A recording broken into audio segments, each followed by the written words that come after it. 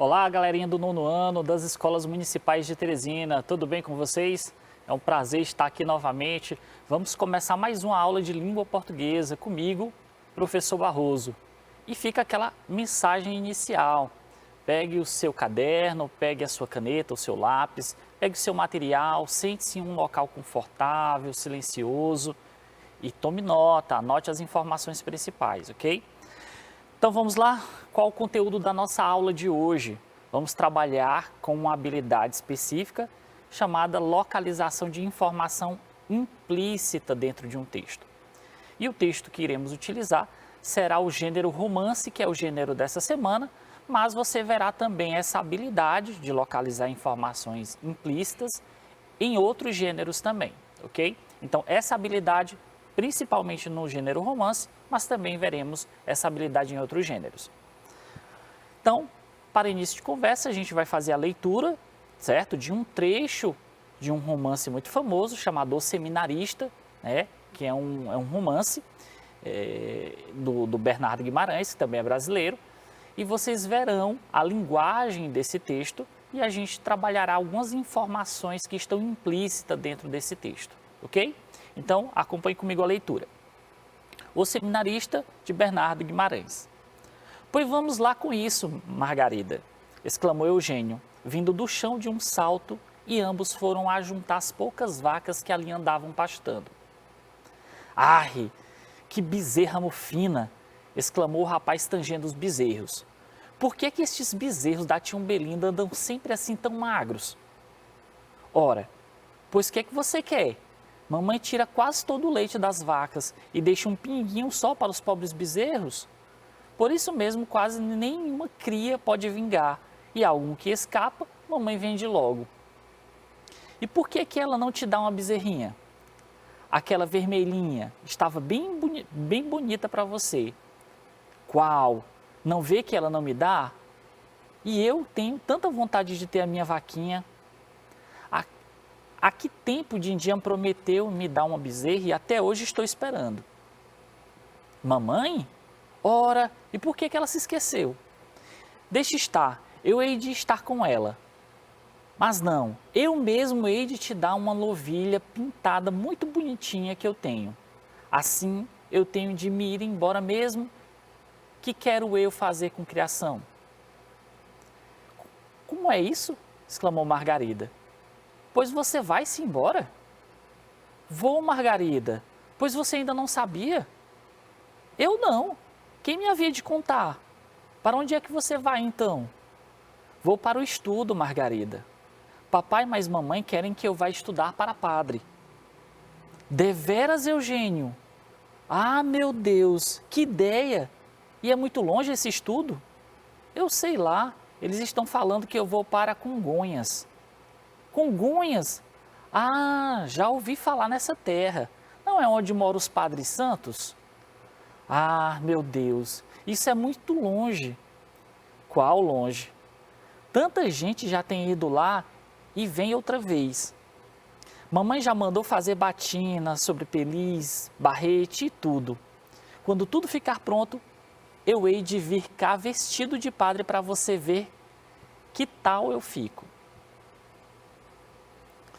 Tomara eu ver já. Você há de ficar um padre bem bonitinho.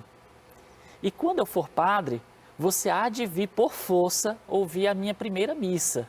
Não há de, Margarida. Se hei de ir. E também mais uma coisa. Adivinha o que é? O que é? Fala.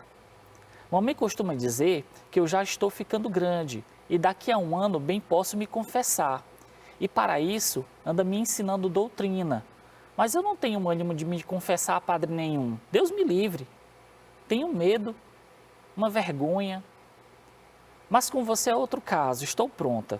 E por isso não quero me confessar enquanto você não for padre. Está dito, Margarida. Prometo que há de ser você a primeira pessoa que hei de confessar. Antes disso, não confesso pessoa nenhuma nesta vida. Eu te juro, Margarida. Pronto, então você viu aí comigo o trecho desse romance. É um romance que, pessoalmente, eu gosto muito, né? Já li umas 4 vezes. É bem leve, a linguagem é bem simples, não é tão rebuscada, não é? apesar de ter sido feito ali no século XIX, mas a linguagem é muito boa. Vamos então ver algumas informações implícitas dentro desse texto. Vamos ver aí. Veja comigo esse trecho aí. Pois vamos lá com isso, Margarida, exclamou Eugênio, vindo do chão de um salto, e ambos foram ajuntar as poucas vacas que ali andavam pastando. Pessoal, por esse trecho aí, a gente consegue ter algumas informações. A gente consegue chegar ali a algumas informações que não estão no texto claramente lá, mas pelo que se está dizendo, eu posso deduzir, eu posso inferir aquela informação. Ora, ele descreve aí nesse primeiro trecho o local onde eles estão, não é? Ele fala em vacas, né? Saltou de um chão e foram juntar as poucas vacas que ali andavam pastando, então era um pasto. Que local provavelmente eles estão? Eu posso inferir esse local, não posso? Óbvio que vai ser um ambiente rural. Se onde tem pasto, se tem vaca, embora no texto não esteja ali escrito que é um ambiente rural, eu posso deduzir essa informação, eu posso inferir essa informação pelo que está escrito. Então, essa é a habilidade que vocês têm que fazer, têm que saber, certo? Inferir informações implícitas dentro de um texto, ok? Pelo texto, eu deduzo algumas informações. Veja o segundo trecho aí. Como é isso? Exclamou Margarida. Pois você vai-se embora? Vou, Margarida. Pois você ainda não sabia? Eu não. Quem me havia de contar? Para onde é que você vai, então? Perceba aí que os personagens demonstram um tipo de sentimento, um sentimento de surpresa. E esse sentimento essa informação eu posso muito bem inferir por esse trecho. Quando ela diz, como é que é isso? Pois vai-se embora. Ele diz, você não sabia disso? Então, ele fica surpreso pela Margarida, o Bentinho, né? Não fica surpreso por ela não saber, e ela também fica surpresa pelo fato de ele ter que ir embora. Então, esse sentimento de surpresa aí é um sentimento que eu posso inferir a partir das informações, a partir das falas dos personagens, tá? Vamos para o terceiro trecho. Vou para o estudo, Margarida. Papai mais mamãe querem que eu vá estudar para padre. Mamãe costuma dizer que eu já estou ficando grande e daqui a um ano bem posso me confessar e para isso anda me ensinando doutrina, mas eu não tenho ânimo de me confessar a padre nenhum. Ora, aqui temos outra informação implícita dentro do texto. Os pais do Bentinho querem que ele vá ser padre, certo? Então, a gente pode deduzir uma informação aí de que essa família ela é muito religiosa, não é? Religião católica. Então, na família da Margarida também, o fato da mãe dizer a ela de que ela pode se confessar em determinada idade, então é uma atitude também religiosa. Então a gente pode inferir essa informação, através desse trecho, de que a família deles é muito religiosa, ok? Então é também uma informação implícita, não está dentro do texto claro, dizendo, olha, a família dos dois são religiosas. Não está, mas por essas informações, pelas falas aí dos personagens, pelas atitudes de seus familiares, a gente chega a essa informação de que a família é bem religiosa. Deu para entender como é que se encontra essas informações? Você viu o trecho e logo em seguida pôde fazer junto comigo as deduções, né? Essas inferências. Vamos continuar.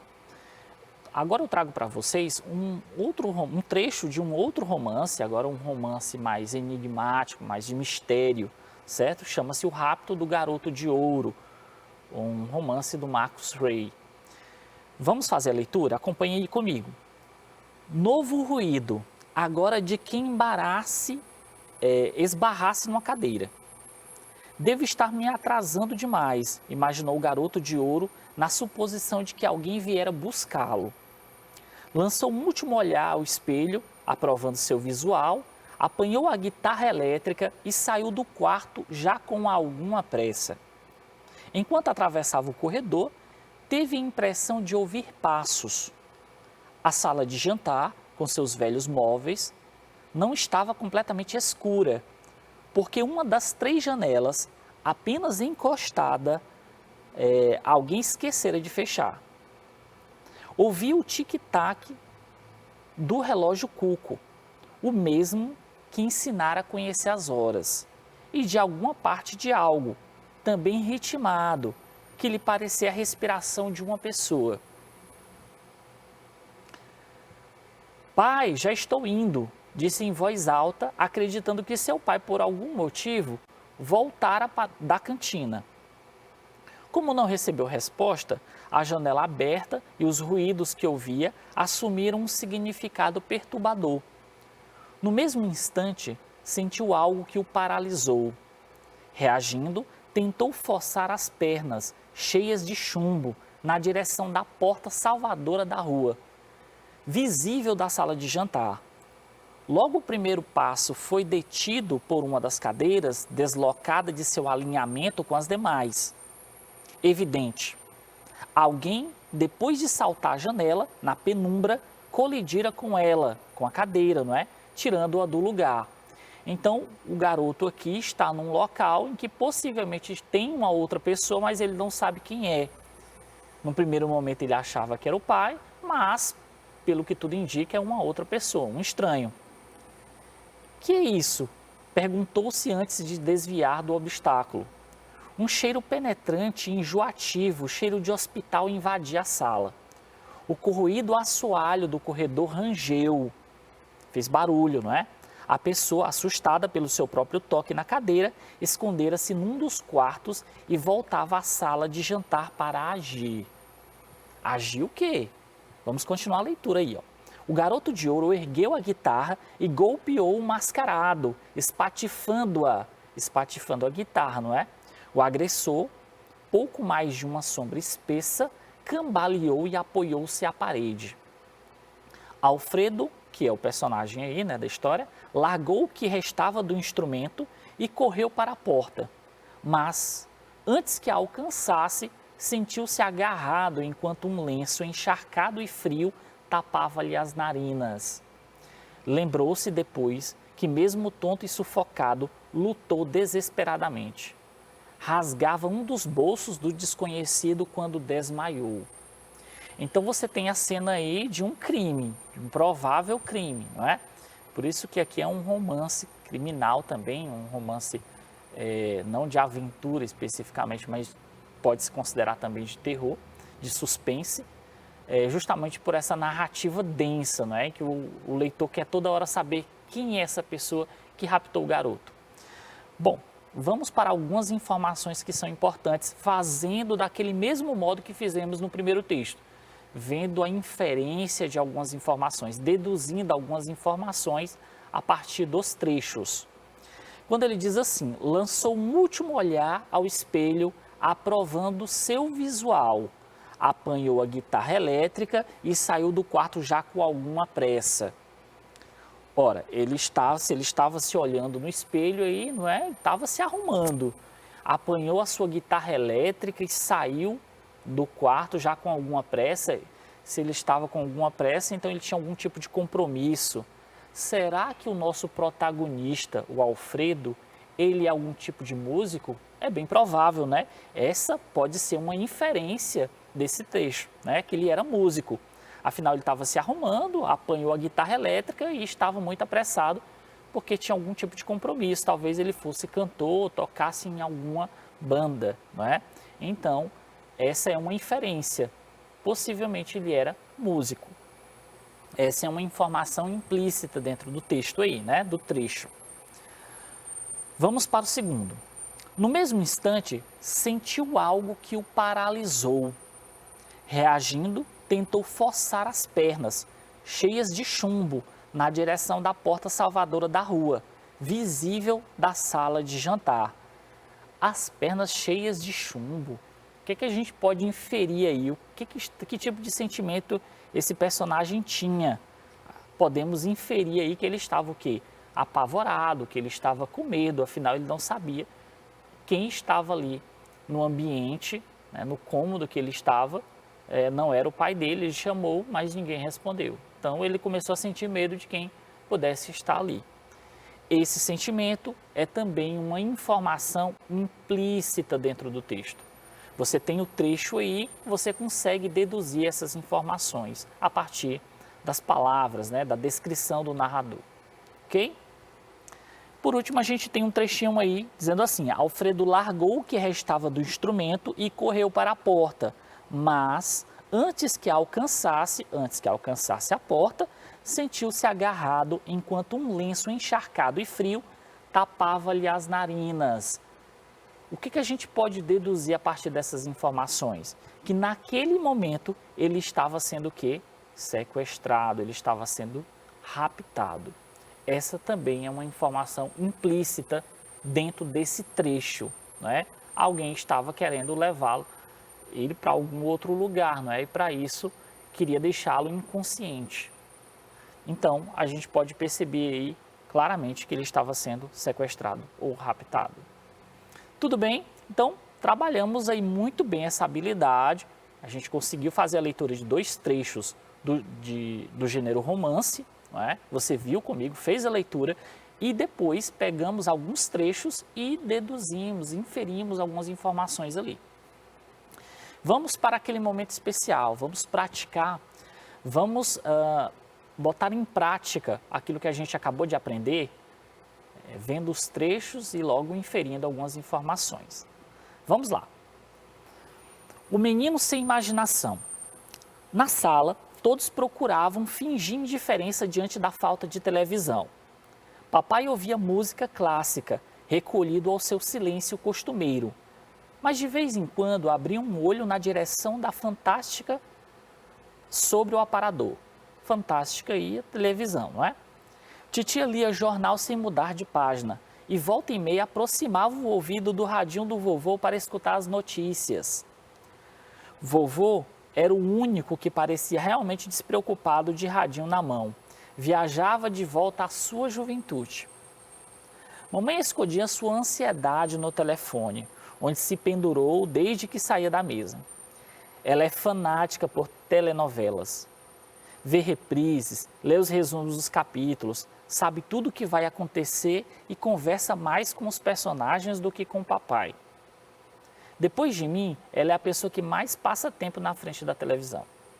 Diferente de papai, que só aparece para ver esportes, e da Mana, que só assiste a esses programas do mundo animal para ficar perguntando se a gente sabe como se reproduz o ornitorrinco. Pronto, então a gente tem aí, não é essa habilidade que estamos trabalhando na questão do tema, mas a gente pode ver que é uma família muito dependente do aparelho de televisão, a televisão em si. Vamos ver qual a pergunta. A partir do texto, infere-se que a despreocupação do avô se deve ao fato de ele, letra A, gostar de ouvir música em seu rádio, letra B, discutir sobre as notícias enquanto ouvia o rádio, letra C, ficar alguns momentos conversando com sua família, ou letra D, aproveitar a falta de televisão para relembrar seu passado. Vamos lá, 20 segundos para que você possa responder. Pense um pouquinho aí.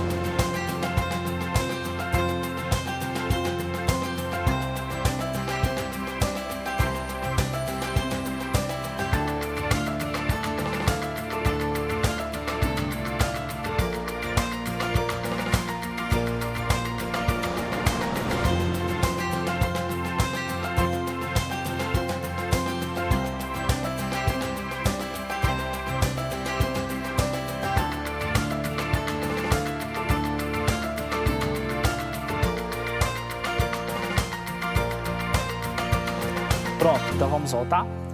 A partir do texto, infere-se que a despreocupação do avô se deve ao fato de ele gostar de ouvir música em seu rádio. Vamos deixar essa letra A em stand-by, vamos passar para as próximas alternativas. Letra B, discutir sobre as notícias enquanto ouvia o rádio. Gente, essa informação eu não posso inferir dentro do texto. No texto, você pode ver aí no final do primeiro parágrafo, diz assim: vovô era o único que parecia realmente despreocupado de radinho na mão. Viajava de volta à sua juventude. A gente não pode dizer que ele estava ali discutindo o jornal, não é? A gente não pode inferir isso, não é? Bom, então a letra B não pode ser. Letra C, ficar alguns momentos conversando com sua família. Também não podemos inferir essa informação. O texto como um todo, a gente percebe que as pessoas da família eram muito preocupadas com algo do cotidiano, né? Novelas, eles leem notícias, né? Sobre novelas, enfim. Então, programas de TV.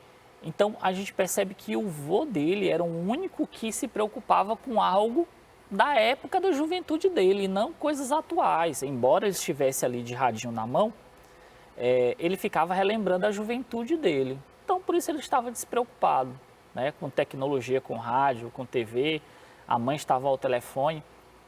Então, a gente não pode dizer que ele ficava alguns momentos conversando com sua família, porque essa informação não está e nem podemos inferi-la, não é? Então, a letra B e a letra C não pode ser também.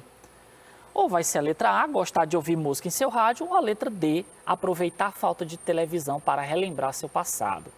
Essa informação a gente pode sim inferir que a despreocupação dele era pelo fato dele ficar relembrando o passado dele.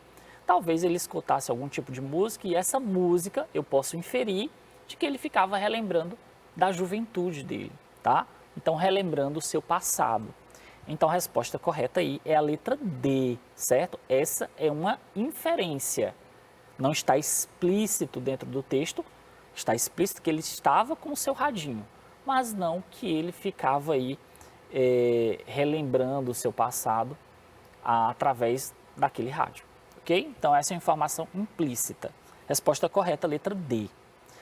Vamos para um outro texto aí. Não é um romance, né? É uma crônica, mas vamos fazer a leitura e ver como a gente pode trabalhar essa habilidade de informação, de localizar informações implícitas dentro desse texto. Vamos lá, velha contrabandista. Diz que era uma velhinha que sabia andar de lambreta. Todo dia ela passava pela fronteira montada na lambreta, com um bruto saco atrás da lambreta. O pessoal da alfândega, tudo malandro velho, começou a desconfiar da velhinha.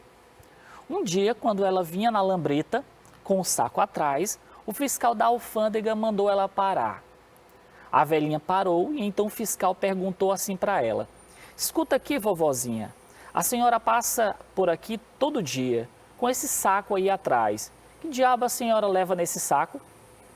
A velhinha sorri com os poucos dentes que lhe restavam e mais os outros que ela adquirira no odontólogo e respondeu: é areia. Aí quem riu foi o fiscal. Achou que não era areia nenhuma e mandou a velhinha saltar da lambreta para examinar o saco. A velhinha saltou, o fiscal esvaziou o saco e dentro só tinha areia. Muito encabulado, ordenou a velhinha que fosse em frente. Ela montou na lambreta e foi embora com o saco de areia atrás. Mas o fiscal ficou desconfiado ainda. Talvez a velhinha passasse um dia com areia e no outro com muamba, né? Algum tipo de produto ilícito, né? Dentro daquele maldito saco. No dia seguinte, quando ela passou na lambreta com o saco atrás, o fiscal mandou parar outra vez. Perguntou o que ela levava no saco e ela respondeu que era areia, uai. O fiscal examinou e era mesmo. Durante um mês seguido, o fiscal interceptou a velhinha e todas as vezes o que ela levava no saco era areia. Diz que foi aí que o fiscal se chateou. Olha, vovozinha, eu sou fiscal da alfândega com 40 anos de serviço. Manjo essa coisa de contrabando para burro. Ninguém me tira da cabeça que a senhora é contrabandista. Mas no saco só tem areia, insistiu a velhinha. E já ia tocar a lambreta quando o fiscal propôs: Eu prometo à senhora que deixo a senhora passar. Não dou parte, não apreendo, não conto nada a ninguém, mas a senhora vai me dizer qual é o contrabando que a senhora está passando por aqui todos os dias. O senhor promete que não espalha? Quis saber a velhinha. Juro, respondeu o fiscal, é lambreta. É o que ela estava ali contrabandeando, era a lambreta, né? Era a moto. Só que o fiscal só olhava para o saco de areia, né? Algum ensinamento pode ser tirado aí dessa crônica. Vamos lá. Pode-se inferir que a velhinha levava um saco de areia na lambreta para, letra A, fazer com que a lambreta ficasse mais pesada. Letra B, transportar areia para o outro lado da fronteira. Letra C, despistar os fiscais da fronteira. Ou letra D, equilibrar o peso na lambreta. 20 segundos para que você possa responder essa questão. Vamos lá?